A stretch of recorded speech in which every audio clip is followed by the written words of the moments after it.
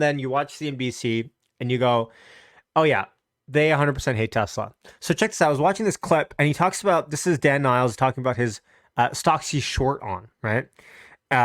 Let's see what he has to say about the mega caps. I've skipped ahead to the Tesla section. I think looking at tech stocks, Let me know if the audio's headwinds okay. they have, you're asking for a lot between now and year end, because remember the Magnificent Seven are up 96% on average year to date. So he's talking about the Magnificent Seven in the NASDAQ, of course, Tesla, Apple, NVIDIA, blah, blah, blah, Microsoft, Facebook, these companies that have essentially dragged the entire index up to a point where it's positive and super bullish.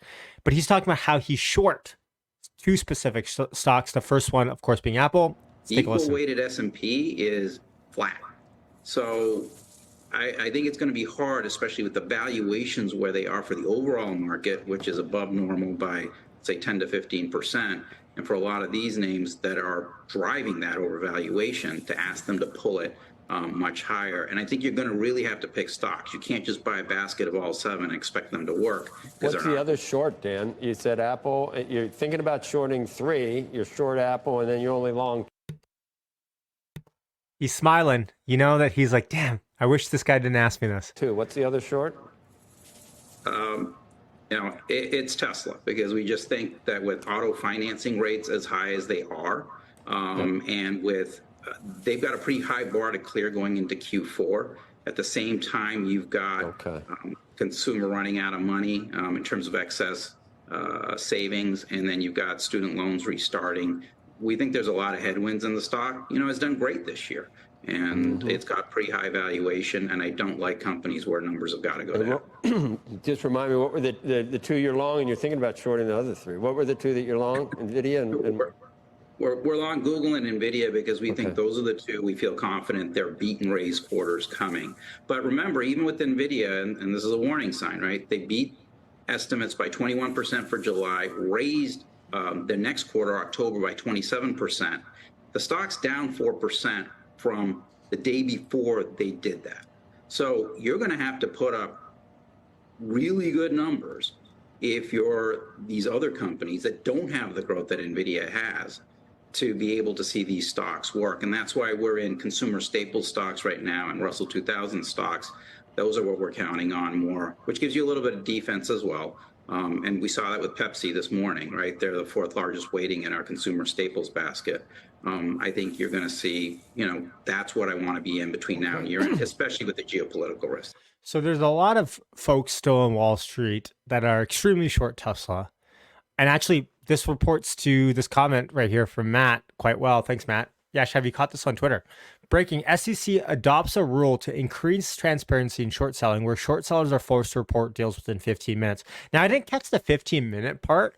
I did see this, but I thought it said that they have to report it by the end of the month or quarter or something delayed like that. But I'm not sure if someone might have to fact check on the 15-minute section.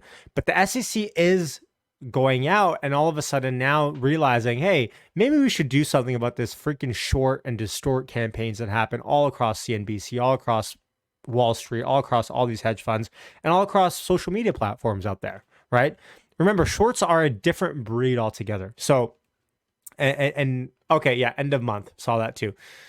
So, okay, yes, thank you. Perfect. Thanks for fact checking that on the fly. So, end of the month. Now, look, it's a step in the right direction. Right? It is something that I think needs to happen at the end of the day, because it's disgusting what short and distort campaigns can do for companies, but it's not going to fix the issue. It's not going to fix the issue, especially if you put it at the end of the month. Danny, appreciate the super chat, my friend. I hope you're doing well. Thank you so much. Now, when it comes to the SEC and short selling, you can see here Dan Niles, infamous Tesla hater usually. He talks about how he's short Tesla. Now, it's true that the Magnificent Seven are the ones dragging up the NASDAQ this year, right? No doubt about that. But I think the reason for that is because it paints to the high quality of those stocks out of the rest. The reason why they outperform is because everyone looks at the rest of the stocks and they go, blah, they kind of are sort of lame. And they look at the seven, they go, okay, these ones are actually the cream of the crop. And that's what's been rising. So on one side, you can make the argument, oh, if it wasn't for these stocks, the NASDAQ would be minus 20% year to date or something disgusting. But that defeats the whole purpose. I mean, the whole point of having these stocks in your index is because you benefit when they do well. Unusual wares reported 15 minutes. I'm gonna have to look into this. If let me see if on Twitter. Hold on here. If someone can tweet at me, unusual. Let me pull it up. I find Twitter or X search is not amazing either. Let's see here. Too many tweets. Too many tweets for me to go through. I'll have to take a look at this after. Okay. So, anyways, that goes to the short campaign. Let's talk about Tesla earnings, though, coming up. Now, let's see here. Back on Gary Black. Let me just try to make this a little bit more appealing. Hold on one sec. Oh. Okay, hold on. Let me turn off this chat. There we go. Okay. Tesla earnings next Wednesday, this Wednesday. Quarter 3 auto gross margin X regulatory credits will be the key metric. I think Martin, I flagged a comment here from Martin right here. Yash, what do you think is the most important question that should be asked on the conference call? In my opinion, and this is just me off the top of my head, not really thinking about this too hard. One of the big questions I think that should be highlighted is the path to increased operating margin for Tesla with software. Like, what is the actual granular plan? Of course, we know it's FSD, it's robotaxi long term, but what is that plan, and what does that plan look like in the next 1 to 3 years?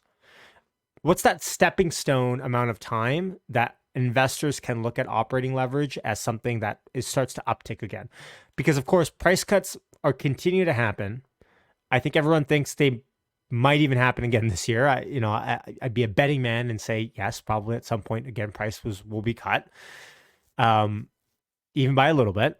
So what is that path to operating margin going back up granularly? And this is an example of an answer I think someone in Tesla IR could give. Something like, look, in the next 1 to 3 years, we see FSD robotaxi getting launched in 1 to 4 cities in America. We can see this sort of unit economic dollar amount, this type of percentage revenue share or licensing share to Tesla. And we project, this happening within the next year. And then from there, we can start modeling something out.